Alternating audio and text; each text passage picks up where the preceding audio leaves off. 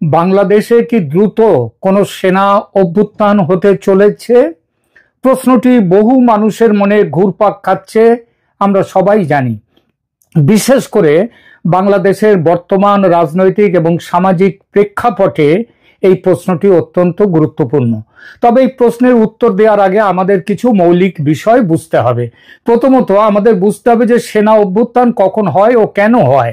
সেনা অভ্যুত্থান তখনই হয়, তাকেই বলে যখন সামরিক বাহিনী দেশের বেসামরিক সরকারের নিয়ন্ত্রণ দখল করে নেয়। এর পেছনে অনেক কারণ থাকতে পারে, যেমন রাজনৈতিক অস্থিতিশীলতা, যখন কোনো দেশে রাজনৈতিক সংকট চরম আকার ধারণ করে, সরকার জনগণের আস্থা হারায় এবং দেশ পরিচালনায় ব্যর্থ হয়, তখন সামরিক বাহিনী নিজেদেরকে উদ্ধারকারী হিসেবে তুলে ধরে। বাংলাদেশে এখন বলা বাহুল্য, বাংলাদেশে যে ইউনূস সরকার আছে সেটা কোনো সরকার মানে নির্বাচিত সরকার নয়, সেটা হচ্ছে অবৈধ দখলদার সরকার। এবং তারা এসে যেভাবে কাজকর্ম করছে এবং করেছে, তাতে মনে হচ্ছে সামরিক বাহিনী, দেশের মানুষ চায় সামরিক বাহিনী নিজেদেরকে উদ্ধারকারী হিসেবে তুলে ধরুক।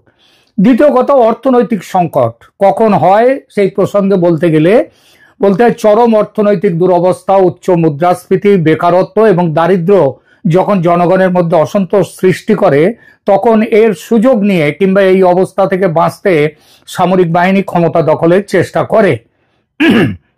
বলা বাহুল্য, এই প্রত্যেকটা অবস্থায় বাংলাদেশের ক্ষেত্রে একেবারে যাকে বলে জাজ্জল্যমান। 3 নম্বর, কখন সামরিক বাহিনীর ক্ষমতা নেয়?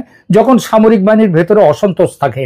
সামরিক বাহিনীর উচ্চপদস্থ কর্মকর্তাদের মধ্যে যদি কোনো কারণে অসন্তোষ থাকে, যেমন বিভিন্ন কারণ, তখন যদি তাদের বিরুদ্ধে সরকারের কোনো ব্যবস্থা সামরিক বাহিনীর স্বার্থের পরিপন্থী হয়, তাহলে তখন অভ্যুত্থান হতে পারে। এবং এখানে যে সরকারকে সেনাবাহিনী এনে বসিয়েছে বাংলাদেশে, ইউনূস সরকারকে, সেই ইউনূস সরকার সেনাবাহিনীর কথা যে শুনছে না এবং তাদের কথা অমান্য করে, তাদের প্রস্তাব অমান্য করে চলছে, এটা তো জানা কথাই। 4 নম্বর, কখন আসে না, যখন বহিঃশক্তির প্রভাব অনেক সময় দেখা যায় যে কোনো বহিঃশক্তির ইন্ধনে বা সহায়তায় কোনো দেশের সেনা অভ্যুত্থান ঘটে। এবং 5, কোনো উচ্চাকাঙ্ক্ষী সেনাকর্তা যখন দেশের শাসক হতে চান। এবার আসি বাংলাদেশের প্রসঙ্গে। বাংলাদেশের ইতিহাস পর্যালোচনা করলে দেখা যায় স্বাধীনতার পর থেকেই সামরিক বাহিনীর রাজনীতিতে একটি গুরুত্বপূর্ণ ভূমিকা ছিল। 1975 সালের 15ই আগস্টের মর্মান্তিক ঘটনা থেকে শুরু করে এরশাদ আমলের দীর্ঘ সামরিক শাসন মনে করিয়ে দেয় যে সামরিক বাহিনী বাংলাদেশে কতটা প্রভাবশালী ছিল বললে ভুল করা হবে। গত বছর শেখ হাসিনার পতনের পশ্চাতেও ছিল সেনাবাহিনীর মুখ্য ভূমিকা। তবে তফাৎ এক জায়গায়, গত বছর 2024-এ সুযোগ থাকা সত্ত্বেও সেনা কিন্তু ক্ষমতা দখল করেনি। এমনও বলা যায় দখলের পথে এগিয়ে গিয়েও পিছিয়ে এসেছিল সেনাবাহিনী। জেনারেল ওয়াকার উজ্জামানের 5 আগস্ট 2024-এ দেওয়া ভাষণটি শুরু করুন, আমি আপনাদের সবার জানমালের ব্যবস্থা নিজের ঘাড়ে নিলাম, আপনাদের জানমালের রক্ষার কথা আমি নিজেই নিলাম। এই নিজে ক্ষমতা গ্রহণ কিন্তু তিনি করলেন না, তিনি মোহাম্মদ ইউনূসকে ক্ষমতায় বসালেন।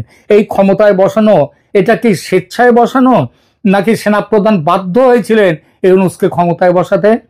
সেটা বোঝা যায় আমেরিকা ও পশ্চিমা বিশ্বের চাপে পতন ঘটেছিল হাসিনার সরকারের, এবং ইউনূস যে ক্ষমতায় বসেছেন সেটাও কিন্তু ওয়াশিংটনের ব্লু প্রিন্ট মাফিক। এটা আজকে পরিষ্কার হয়ে যাচ্ছে। ওই যে ইউনূস বলেছিলেন মেটিকুলাস ডিজাইন। 1 বছর আগে সম্ভাবনা থাকলেও সামরিক শাসন হয়নি দেশে, আজ 1 বছর পরে তাহলে এই কথা উঠছে কেন? অনেকেই মনে করছেন, এটাও বলছেন যে সেনাবাহিনী এগিয়ে গিয়ে পিছিয়ে আসছে, কারণ সেনাবাহিনীও এই সরকারের সাথে আছে। এ প্রশ্নটা স্বাভাবিক, কিন্তু তা হলো তারপরেও আজকেও যদি বলা হয় গোপালগঞ্জের সেনাবাহিনী কি করেছে সেটা সবাই জানে, সেটা কোনো লুকোনো কথা নয়। কিন্তু তা সত্ত্বেও এখন কথা উঠছে যে সেনাবাহিনী বাংলাদেশের ক্ষমতা দখল করবে কি করবে না, তাদের করা উচিত। এই উচিতটা এর সবচেয়ে বড় কারণ হচ্ছে হাসিনা পরবর্তী ইউনূসের অন্তর্বর্তী সরকারের বিপুল ব্যর্থতা, বিপুল। এর ফলে 2025 সালের আগস্ট মাসে এসে দেখা যাচ্ছে বাংলাদেশ নামক দেশটি প্রতিষ্ঠার পর থেকে সবচেয়ে অস্থির অবস্থার মুখোমুখি আজ এসে দাঁড়িয়েছে। ঝুলিয়ে রাখা রাজনৈতিক পরিবর্তন ওটা হয়ে গেছে, এখন যেন সেই গাদার সামনে গাজর ঝুলিয়ে দেয়া, সেই রকমই জনসাধারণের অস্থিরতা, দেশ চালানোয় চরম ব্যর্থতা এবং সরকারের বিরুদ্ধে সেনার অবিশ্বাস, সব মিলেমিশে সেনা অভ্যুত্থানের সম্ভাবনা ক্রমশ জোরদার হয়ে উঠেছে। শুধু দেশীয় কারণ নয়, কিছু আন্তর্জাতিক কারণও যুক্ত হয়ে এই সেনা অভ্যুত্থানের সম্ভাবনা আরো তীব্র করেছে। 2024 সালের আগস্টে যে অভ্যুত্থান বা আন্তর্জাতিক অভ্যুত্থান বা ষড়যন্ত্র যেটাই বলুন না কেন, সেটা আন্তর্জাতিক ষড়যন্ত্রের বলি হয়েছিল হাসিনা সরকার। দেশের মানুষ আন্তরিকভাবে চেয়েছিল নতুন সরকার এসে একটা হিলিং টাচ দেবে, শান্তি এবং স্বস্তি ফিরবে দেশে। গত 1 বছরের অভিজ্ঞতা তার একেবারেই বিপরীত, এতটাই বিপরীত যে মানুষ এখন বলছে পরিষ্কারভাবে রাস্তায় নেমে যে হাসিনার আমল অনেক ভালো ছিল। তাদের উপরে নানা রকম অত্যাচার নেমে আসছে, তা সত্ত্বেও এই কথাগুলো বলবার লোক কিন্তু আজকে কম নেই বাংলাদেশে, তারা স্পষ্টভাবে বলছে। এই 11 মাসে কি অভিজ্ঞতা অর্জন করেছে মানুষ? জনগণের অবিশ্বাস এবং বারবার গণবিক্ষোভ, সেইটা এই অভিজ্ঞতা হয়েছে। দেশব্যাপী পুলিশ ধর্মঘট এবং পরবর্তীতে আইন প্রয়োগকারী সংস্থার পতন, যার ফলে বেসামরিক শৃঙ্খলায় সেনাবাহিনীর ভূমিকা আরো গভীর হয়েছে। অন্তর্বর্তীকালীন সরকার এবং সশস্ত্র বাহিনীর মধ্যে ক্রমশ বেড়ে যাওয়া দ্বন্দ্ব, বিশেষ করে বিলম্বিত নির্বাচন এবং বিতর্কিত নীতি প্রস্তাবের বিষয়ে। যেমন নীতি প্রস্তাবগুলো কি? যেমন আমেরিকাকে মানবিক করিডোরের নামে ঘাঁটি করতে দেয়া, তারপরে চট্টগ্রাম বন্দর তুলে দেয়া, তারপর সেন্ট মার্টিনস আইল্যান্ড, সেটা তো ইতিমধ্যেই আমেরিকার দখলে প্রায় চলে গেছে।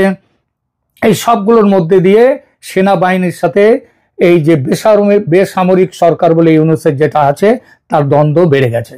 জেনারেল ওয়াকারুজ্জামানের নেতৃত্বে বাংলাদেশ সেনাবাহিনী বারবার বলেছে 2025 সালের ডিসেম্বরের মধ্যে নির্বাচন করতে হবে এবং জানুয়ারির প্রথম দিনে নির্বাচিত সরকার যাতে ক্ষমতা গ্রহণ করতে পারে তার ব্যবস্থা করতে হবে।